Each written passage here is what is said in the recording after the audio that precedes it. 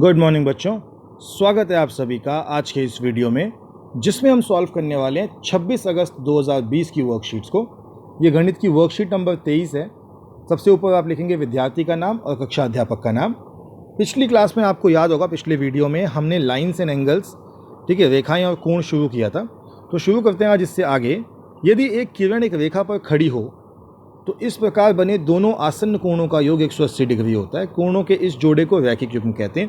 तो ये आपको लास्ट क्लास में मैंने पहले ही बताया था कि अगर एक सीधी लाइन खींच दूंगा, इस सीधी लाइन पे ऐसे एक एंगल बनाऊंगा तो ये कोण और ये कोण आसन्न कोण कहलाते हैं, अगल बगल वाले एंगल कहलाते हैं। इन दोनों का योग जो होता है 180 डिग्री होता है। इस जोड़े को रैखिक युग्म भी कहा जाता है। तो आगे पढ़ते हैं इसी के साथ। अब इसको सिद्ध करते हैं कि यदि दो रेखाएं परस्पर प्रतिच्छेद करती हैं तो सिद्ध कीजिए कि उनसे बने शीर्षाभिमुख कोण बराबर होते हैं। तो ये सिद्ध कैसे करेंगे? सिद्ध ऐसे करेंगे कि हमने दोनों रेखाएं खींच दी काटती हुई एक दूसरे को। अब ये एक सीधी रेखा है तो कोण 2 और कोण 3 का योग 180 होगा। ऐसे ही कोण 1 और कोण 4 का योग 180 होगा। ठीक है, तो हमने ये कर दिया। और हमें पता है कि कोण 1 जो है वो कोण 2 के बराबर सिद्ध करना है, कोण 3 कोण 4 के बराबर सिद्ध करना है। अब ध्यान से देखिए, 1 और 3 का योग 180 क्योंकि ये एक सीधी लाइन है। 2 और 3 का योग 180 क्योंकि ये भी एक सीधी लाइन है। सोचिए, 1 और 3 से भी 180 आता है, 2 और 3 से भी 180 आता है। इसका मतलब 1 और 2 बराबर है। यही हमने यहाँ सिद्ध किया कि 1 और 3 से 180 आता है, 2 और 3 से भी 180 आता है। इसका मतलब अगर मैं 1 की जगह 3 को रख दूँ, मतलब ये जो 1 है और ये जो 2 है, दोनों बराबर है। भाई आप यहाँ से ऐसे भी कर सकते हैं कि कोण 1 का मान क्या होगा, 180 माइनस कोण 3। कोण 3 वहाँ जाके माइनस हो जाएगा। और इस 3 को ले जाओगे तो 2 का मान भी क्या आ जाएगा, 180 माइनस कोण 3। यानी 1 और 2 जो थे वो यहाँ से बराबर आ गए। यही हमें सिद्ध करना था इसके अंदर। तो आपके सामने अपने देख सकते हैं, आपके सामने एग्जाम्पल लिखा हुआ। आप अगर इससे देख के समझना चाहते हैं तो आप इससे भी समझ सकते हैं। आगे बढ़ते हैं हम।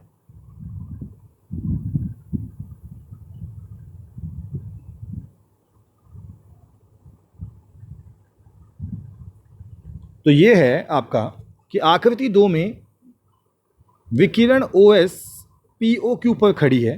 तो जो ये POQ है, इस पे OS ये रेखा है। किरण OR और OT क्रमशः POS और SOQ के समद्विभाजक है। तो जो OR है और जो OT है, ये इस POS जो ये है इसको समद्विभाजित करती है, मतलब 2 टुकड़ों में काटती है। अब आपसे क्या बोला है, आपको कहा है कि ROT का मान ज्ञात कीजिए। ROT।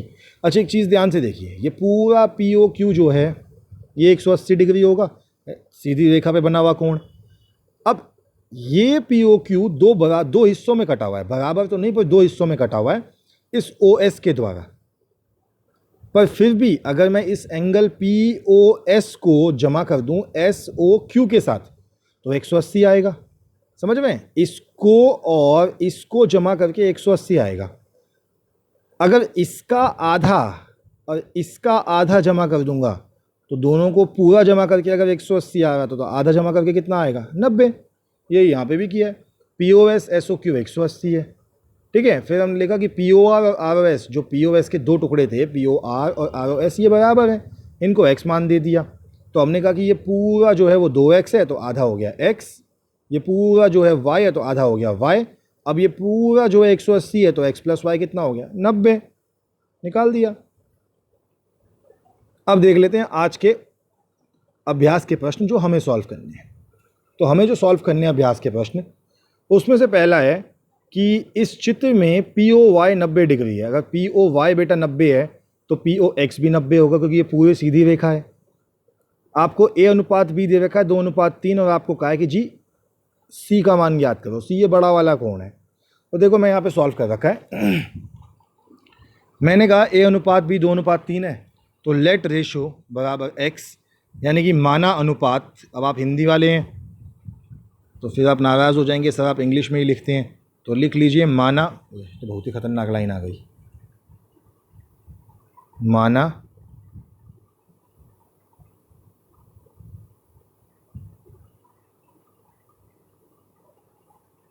अनुपात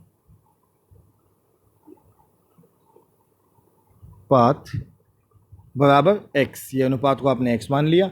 अब ध्यान से देखिए, अगर अनुपात को मैंने x मान लिया तो a के मान, अब जो अनुपात x था तो a का मान था 2, b का मान था 3, तो ए हो गया 2x, बी हो गया 3x, दोनों को जमा किया, ए जमा बी हो गया 90, 2x जमा 3x हो गया 90, तो 5x बराबर 90। तो x का मान कितना आ गया 90/5 यानी कि 18।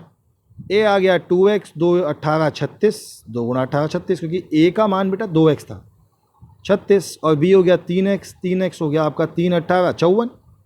ऐसे ही हमने निकाला। अब माना, अब देखो यहाँ पे मैंने ये हरे रंग के पेन से इसलिए लिखा क्योंकि ये अलग हो गया। अब उन्होंने कहा कि NOI को हमने डी मान, इस NOI को मैंने डी मान लिया। अब ध्यान से देखिए, ये डी का मान बी के मान के बराबर होगा, शीर्षाभिमुख कोण वर्टिकली ऑपोजिट एंगल्स हैं।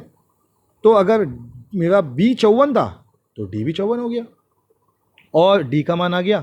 तो ये XY एक सीधी रेखा है, सीधी रेखा का एक कोण आपको पता लग गया, 180 में से माइनस करके दूसरा कोण आ जाएगा। तो 180 माइनस 54 कितना आ गया 126, सी का मान आ गया।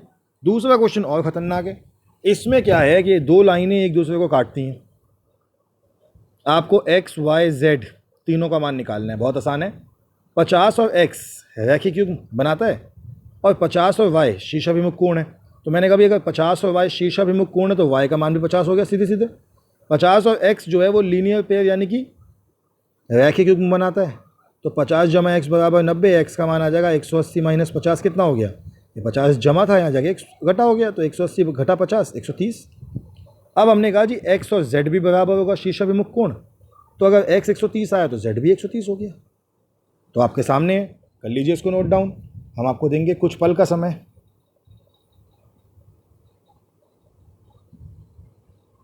मुझे लग रहा है आपने अब तक नोट डाउन कर लिया है।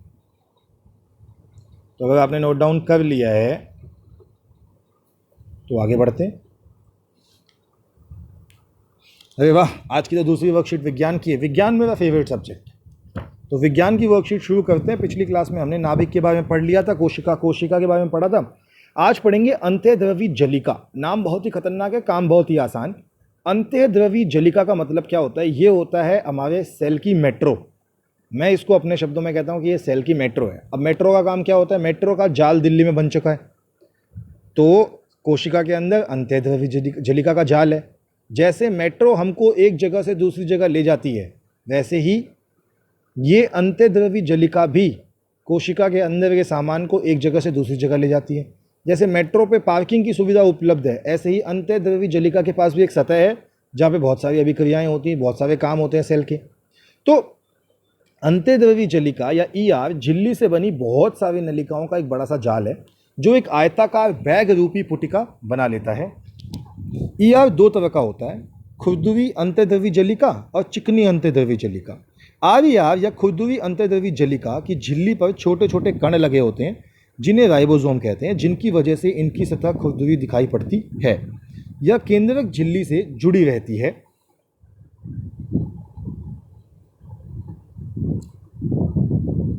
और RER या खुरदुरी अंत्यद्रवी जलिका की झिल्ली पर छोटे छोटे ये जुड़ी रहती है। यहाँ तक जुड़ी रहती है हमने पढ़ लिया था।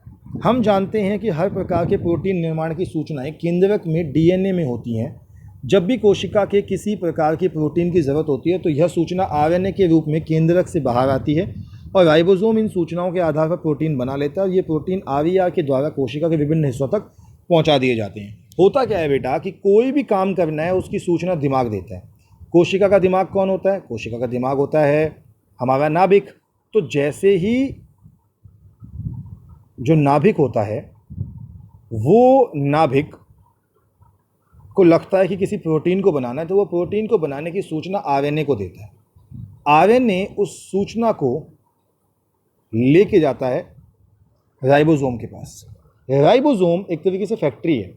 अब फैक्ट्री के पास सूचना पहुंच गई कि क्या बनाना है, तो फैक्ट्री उसको बनाना शुरू करती है, और उसकी सूचना के आधार पर पूरा प्रोटीन बनता है, जो कि बहुत ही उम्दा तरीके से काम करता है।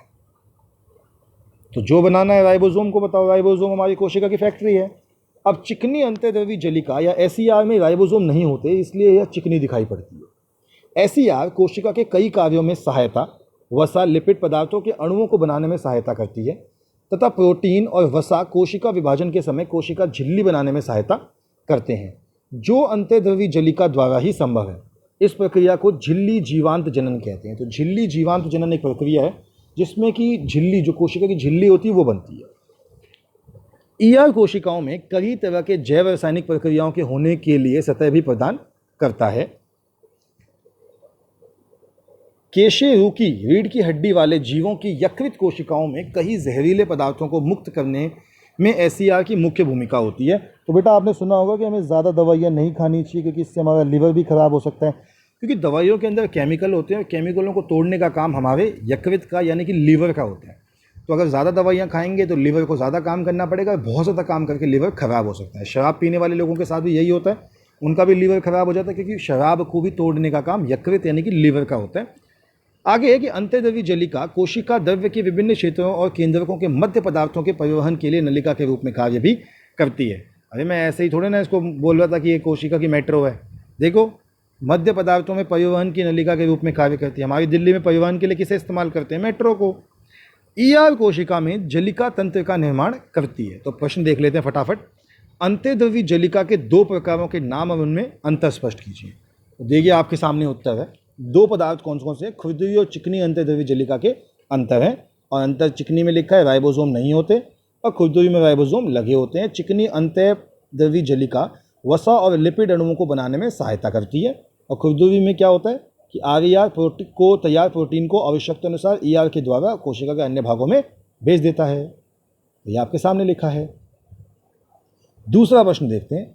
दूसरा प्रश्न है कि झिल्ली जीवांत जनन किसे, दूसरा तो ये है, राइबोसोम का कोई एक कार्य लिखिए। तो बेटा दूसरा क्वेश्चन ने नीचे लिखा है। अबे ये लाइसोसोम, गलती से ये लाइसोसोम हो गया, ये लाइसोसोम नहीं बल्कि राइबोसोम होगा,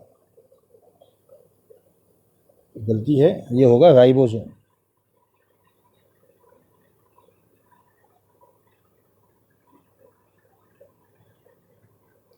तो राइबोसोम का कार्य प्रोटीन बनाना होता है।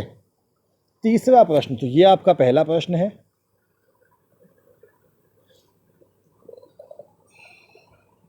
ये दूसरा, ये आपका तीसरा प्रश्न है। ये नंबर आज गलत हो गए क्वेश्चनों के। और ये है आपका चौथा। तो एक बार देख लेते हैं आपका तीसरा प्रश्न, देखते हैं अब। तीसरा प्रश्न है झिल्ली जीवांत जनन किसे कहते हैं? उसका उत्तर भी आपके सामने है। चिकनी अंतर्द्रव्य जलिका वसा और लिपिड अणुओं को बनाने में सहायता करती है। यह कोशिकीय क्रियाओं के लिए बहुत महत्वपूर्ण है। कुछ प्रोटीन और वसा कोशिका झिल्ली को बनाने में सहायता करते हैं। इस प्रक्रिया को झिल्ली जीवांत जनन कहते हैं। और चौथा प्रश्न है कि आरईआर की सतह खुरदरी क्यों दिखाई पड़ती है? तो यह आपका चौथा प्रश्न यहाँ पे है कि आरईआर की सतह पर राइबोसोम होते हैं, इसीलिए वह खुरदरी दिखाई पड़ती है। तो कंफ्यूज नहीं होने का बिल्कुल भी। उत्तर 1, उत्तर 3, उत्तर 2, उत्तर 4 कर लीजिए आप इसको नोट डाउन। 4 सेकंड का है आपके पास टाइम, फिर हम कर देंगे स्क्रीन को चेंज। बहुत बढ़िया।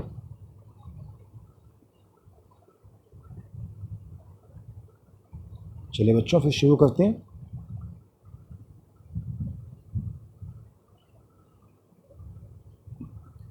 आगे अगली वर्कशीट जो आज की है वो है हिंदी की, और हिंदी में आज फिर आपको एक कविता आई है। रसदान जी की कुछ सवैये हैं, तो शुरू करते हैं। मोर पखा सिर ऊपर रखो, गुंज की माल गरे पर होगी, ओढ़ पिताम्बर ले लकुटी बन, गोधन ग्वारिन संग फिरूंगी, भव तो वो ही मेरो रसधानी, सो तेरे कहे सब स्वांग करूंगी, या मुरली मुरलीधर की अर्दन धरी अधरा न धरूंगी। गोपियाँ एक तरीके से बेटा आप पंक्तियों के स्वाद को समझिए कि गोपियाँ आपको बता रही हैं कि वो हर वो काम करेंगी जो उनको कृष्ण के करीब ले जाएगा। समझ में? कृष्ण के करीब ले जाने का मतलब ये है कि वो ये सब काम करने की कोशिश करेंगी जो कृष्ण करता था, जिससे कि वो कृष्ण के और करीब जाएंगी। व्याख्या इसकी पढ़ लेते हैं एक बार।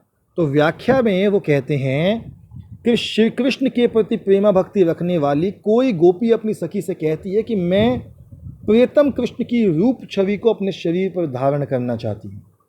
इस कारण मैं अपने सिर पर मोर पखों का मुकुट धारण करूंगी और गले में गगुची की वनमाला पहनूंगी। मैं शरीर पर पीला वस्त्र पहनकर कृष्ण के समान ही हाथ में लाठी लेकर, अर्थात उन्हीं के वेश में गायों और ग्वालिनों के साथ घूमती रहूंगी, अर्थात गाय चराऊंगी।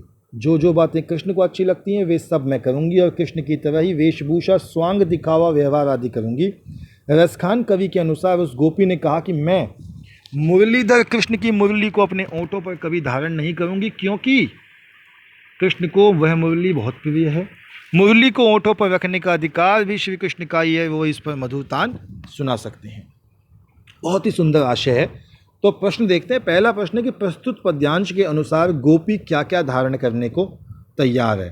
तो बेटा गोपी कहती है कि मैं प्रियतम कृष्ण की रूप छवि को अपने शरीर पर धारण करना चाहती हूँ, इस कारण मैं अपने सिर पर मोर पखा का मुकुट धारण करूंगी और गले में गुगुचु की वनमाला पहनूंगी। मैं शरीर पर पीला वस्त्र पहनकर कृष्ण के समान ही अपने हाथ में लाठी लेकर अर्थात उन्हीं के वेश में गायों और ग्वालिनों के साथ घूमती रहूंगी, अर्थात गाय चराऊंगी। मतलब ये सब कुछ वो करना चाहती है। ये आपका पहला उत्तर है। दूसरा है कि गोपी मुरली को अपने ओंठों पर क्यों नहीं रखना चाहती। तो वो कहती है कि मैं मुरलीधर की मुरली को अपने ओंठों पर कभी धारण नहीं करूंगी। आशय यह है कि मुरली प्रियतम कृष्ण को बहुत ही प्रिय है, मुरली को ओंठों पर रखने का अधिकार भी श्री कृष्ण का ही है और वे ही इसे मधुरतान सुना सकते हैं। तो ये आपका दूसरा प्रश्न है। तीसरा है कि जिस पंक्ति में कवि रसखान जी का नाम आया है उस पंक्ति को लिखिए। तो ऊपर आपने पंक्ति देखी थी, तीसरी पंक्ति में रसखान जी का नाम आया है। मैं आपको अभी दिखाता हूं, पहले आप पहला प्रश्न और दूसरा प्रश्न नोट डाउन कर लीजिए। चलिए, मुझे लगता है आपने नोट डाउन कर लिया होगा। आपको तीसरी पंक्ति दिखा देते हैं एक बार। ये आ गई आपकी तीसरी पंक्ति, देखिए। भवतो वो ही मेरो रसधानी, सो तेरे कहे सब स्वांग करोगी। तो इस पंक्ति को आप अपनी कॉपी में लिख लीजिए। चलिए आगे बढ़ते हैं। चौथा है कि प्रस्तुत पद और शब्दार्थ में से अपनी पसंद के किन्हीं 5 शब्दों का प्रयोग कर 5 वाक्य लिखिए। तो देखिए ये रहे बेटा 5। पहला है सखी, मेरी सखी, मेरी सखी मेरे संग स्कूल जाती है। मेरी कोई सखी नहीं बेटा, आप ही लोगों की है, पर मैंने सब फिर भी एक अर्थ बना दिया है। शरीर, शरीर एक मंदिर के समान होता है। लाठी, मेरे दादाजी के पास एक लाठी है। मुरली, कृष्ण मुरली बजाकर सबको मोह लेते थे। मधुर, हमारे गुरुजी बहुत मधुर गाना गाते हैं। गाना गाते होंगे, हम तो बिल्कुल मधुर नहीं गाते, पर फिर भी बच्चों आज की वर्कशीट हमारी समाप्त हो गई है। हम आपसे कल फिर मिलेंगे कल की वर्कशीट्स के साथ। और हाँ, एक चैनल का लिंक आपके साथ शेयर कर रहा हूँ नीचे डिस्क्रिप्शन बॉक्स में, उसमें जाइए, वीडियोस को देखिए। वीडियोस आपको पसंद आएंगी, लाइक कीजिए, चैनल को सब्सक्राइब कीजिए। कल फिर मिलेंगे आपसे कल की वर्कशीट्स के साथ। तब तक के लिए stay healthy and stay safe.